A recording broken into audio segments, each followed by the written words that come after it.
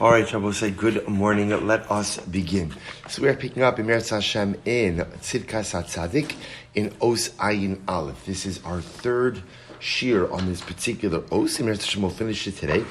By way of review, we're picking up, if you're following on the handout that I sent out in the WhatsApp chat, we're on Daf Kuf Ayin. In the Be'urei HaChasidus, we're going to begin in the bottom left-hand corner. So remember again, just to orient ourselves a little bit, Reb Tzaddik introduced this os with the idea, first of all, of the concept of Yitamu Chatoim v'lo Yitamu Chotim. The idea being that people are good. People are good. But all too often, good people do bad things.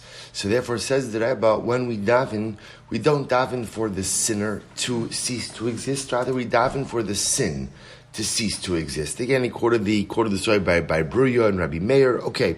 But then the Rebbe went on to explain this interesting idea that one is permitted to go ahead and daven to HaKadosh Baruch Hu to punish the individual who is Ra, Bein Adam lechavero, right? Remember again, a person could have two levels of their persona. Bein Adam lemakom, Bein Adam lechavero. A person who goes ahead and is Ra in his Bein Adam lemakom. Ultimately, again, a person should not daven for such a person for such an individual to be punished. Rather, HaKadosh Baruch Hu, like Rabbi Meir did, should daven for the person to do tshuva. But if a person is Ra Lebrios, if a person ultimately harms others, a person negatively impacts others, a person is compromised in their Ben Adam Lechavero, then a person is permitted to daven for that individual to be judged and punished by HaKadosh Baruch Hu. The Rebbe proved this point from the story with Elisha Hanavi, and also proved it from the beginning of Parshas Lech Lecha. Interestingly enough, where we left off with on Friday was the bottom, as I mentioned before, the bottom of Kuf Ayin in the Be'urei HaChasidus, left-hand column, last couple of lines. So the Rebbe said, however, in order to do this, in order to daven for someone who is Ra Lebrios, someone who is bad in his interpersonal conduct, to be judged and punished by HaKadosh Baruch Hu, in order to do that, a person has to have a complete view, a complete understanding of who the individual is, i.e., Ruach HaKodesh. Elisha is Ruach HaKodesh. He could daven, Vayifin Kov, right? Elisha looked, he saw nothing redeeming in these individuals. If you have Ruach HaKodesh, so you can go ahead and you could daven for HaKadosh Baruch Hu to go ahead and judge someone. V'ulam, last couple of lines. V'ulam, Misha ino ba Ruach HaKodesh, but someone who does not possess Ruach HaKodesh, Yesh lo lachshosh v'li'imana milakalam. Such a person should refrain from cursing another individual. Al af shenira lo sha'adam zeh ra lebrios umutar lekalalo ulevakesh es ra'aso shema efshar shanegia belibo machmas shetzira adam zeh hi ma'avarto umonaas mimenu lishbot karoi be'enei sichlo in adam zeh achein ra lebrios. So the Rebbe here says something amazing. Remember, let's contextualize this a little bit. When we speak about the fact that I'm going to go ahead and daven for someone that HaKadosh Baruch Hu should judge an individual who is Ra Lebrios, right? This person is terrible in his interpersonal conduct. Who is he terrible to? B'pashtos, who is he terrible to? To me. To me. That's what's happening over here, right? Even the example of Elisha. Someone wronged Elisha. Elisha ultimately brought punishment upon that individual. So Bepashto says the Rebbe, what we're talking about over here is someone really wrongs me. Objectively wrongs me. So we've now seen a concept where I am permitted to go ahead and daven to HaKadosh Baruch Hu for the Ribono Shel Olam to punish this individual because of the negative behavior that he has engaged in that has negatively impacted me. Just as an aside, you see from this, I'm sure I mentioned this last week, but it's kedai to repeat it. The whole yisod over here is how seriously HaKadosh Baruch Hu takes our Ben Adam Lechavero behavior. That it is not just enough to be proficient Ben Adam Lamakom between yourself and God, but HaKadosh Baruch Hu really looks at how we interact and how we treat one another. So if I mistreat God, HaKadosh Baruch Hu could handle it. but I mistreat people, HaKadosh Baruch Hu says, to a certain degree, the stakes are much higher when you hurt other human beings, when you hurt other Jews. So the Rebbe says something amazing. The problem, therefore again, in this model, I am permitted to daven to HaKadosh Baruch Hu for the Ribono Shel Olam to visit punishment upon the person who is not behaving appropriately and has been Adam L'Chavero. Says the Rebbe, unless you have Ruach HaKodesh, don't do it. Why? Because Lamaisa, how do you know that your intentions are really correct? Especially if you are the aggrieved party, especially if you are the victim, especially if you are the one who has been hurt. How do you know that you're really seeing things for what they are? How do you know that as a result of your pain, your entire perception of things may be colored? His lashon is so profound. He says, "Efshar shanigia ma'avarto." Your negios, the fact that you are personally involved in this situation, ma'avarto, blinds you. And who's to say you're really able to see this situation for what it is? People say, what an incredibly profound yesod on a variety of levels. First of all, again, just sticking to the subject over here, whereas the Rebbe introduces a model in which it is permitted to daven for another Jew to be judged and even punished by HaKadosh Baruch Hu for his misdeeds in the realm of Ben Adam L'Chavero. The Rebbe says practically, only do it if you have Ruach HaKodesh. Why? Because when we are hurt by other people, our entire perception of reality vis-a-vis that person is skewed. Most of you all know this. You know, there are people with whom, we all have this, with whom you've had negative interactions. Right? People who just, whether they're nasty, they're mean, they've done something objectively that is just wrong.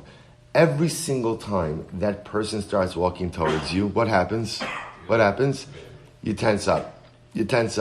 And every single thing that person says, right, is heard through a certain filter. That's the way life works, right? You go ahead and you perceive people based on the reality of past circumstances. So says the Rebbe, can you really, if you've had a negative interaction with someone, can you ever really look at another interaction impartially? Can you really ever be objective? Can you really ever see things for what they are? Or does your pain color every single thing? And therefore says the Rebbe, although it is true that this situation of davening for HaKadosh Baruch Hu to judge someone does actually exist, L'maisa, doing it in the absence of Ruach HaKodesh and explicit clarity to see a situation for what it is, don't do it. The Rebbe goes on, he says, page Kuf Ayin Aleph, we'll do this piece and we'll stop for it today. The Rebbe says, Ume'achar shetzarach lahotzi milibo hanegios, kodem shegomer bedaito, shura lebrios umuta lekallo. So therefore says the Rebbe, because a person has to go ahead and remove any negios. Negios means like any I guess we'll call it like conflict of interest, right? I have to remove any conflict of interest from my heart. I have to make sure that I'm able to see things for what they really are. Before, number one, I judge someone to be ra lebrios, and number two, curse them. He says, lekach, David HaMelech alav shalom ba'osa mizmar, hamuv la'el, omer al atzma al saposek, v'libi chalal b'kirbi. See, Rabbi say, here's what's interesting. Another example of cursing people who are ra lebrios, who behave negatively, another example of that is David HaMelech. You know, in Sefer Tehillim, there are examples of David HaMelech cursing his enemies. And his enemies are not non-Jews. His enemies are members of Klal Yisrael. So how is David able to go ahead and curse other people? So again, that's the Rebbe's model. When someone is ra lebrios, when someone behaves in a way that hurts other people, you are permitted to go ahead and ask HaKadosh Baruch Hu to intervene, to judge, and even to curse that person. But David says, before I did that, what happened? V'libi chalal b'kirbi, which literally means my heart was hollow inside of me. What does that mean? Says the Rebbe, Shadar Shabbat Zal, close to Yerushalmi, Shahargo David HaMelech Yetzirah. It's hard to even understand what this means. David HaMelech slaughtered his Yetzirah. Right? David HaMelech came to a point in life where he was able to totally overcome his Yetzer Hara. Uperush kavanaso hainu she'amar David shemuter lo lekalal esonov mipnei she'in lo lachosh l'shum negia shemahu osekin letavas asmo. So you see, David HaMelech, before he judges another person, and certainly before he curses another person, what happens? He says, Ribono Shalom, I've shechted my Yetzer Hara. I've shechted my Yetzer Hara. Because that's the level that a person has to be on prior to going ahead and judging and cursing another individual, even for what may be objectively the most egregious behavior. So I will say, if we bring this all together, with this we'll stop for today, but if you bring this all together, the Rebbe really develops an incredible model, which highlights a number of lessons, even though what the Rebbe is suggesting in actuality is not Lamaisa, as the Rebbe himself explains. So number one, I will say, we see that that at the end of the day, how much HaKadosh Baruch Hu looks at someone who's Ra Labrios, someone who is compromised in their Bein Adam L'Chavero. The Ribono Shel Olam could go ahead and handle a lot if I'm not good in my Bein Adam L'Makom.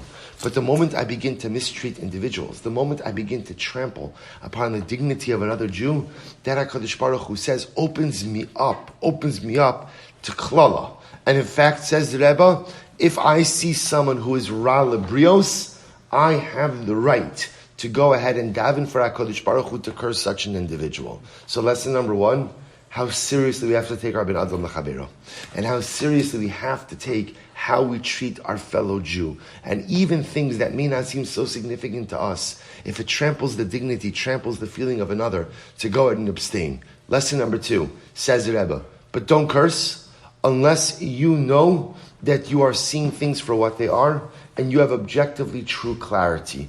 Meaning what? So says Rabbi, either you have Ruach HaKodesh, or you've slaughtered your Yetzer Hara. So either if you have no Yetzer Hara or Ruach HaKodesh, then you could stand in judgment of another.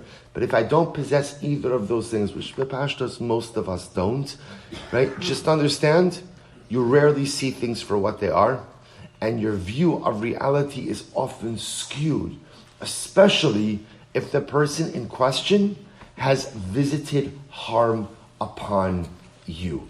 Another incredibly important yesod, how when we are hurt, or we are involved in a situation which results in pain, how difficult it is to be able to see things for what they are, and to recognize that often our judgment of the situation and our judgment of others is so fundamentally skewed. And therefore, says the Rebbe, if I know that because of my pain, because of the hurt, I'm not seeing things objectively, I'm not seeing things for what they are, I have to be so careful to abstain from judgment, and certainly from cursing the other. All right, so we'll stop over here for today. We'll pick up in Meretz Hashem tomorrow in Ayin Beis. Shkayach, everyone. I'm sorry? Rabbi. He was a melech. So, he was going to go again.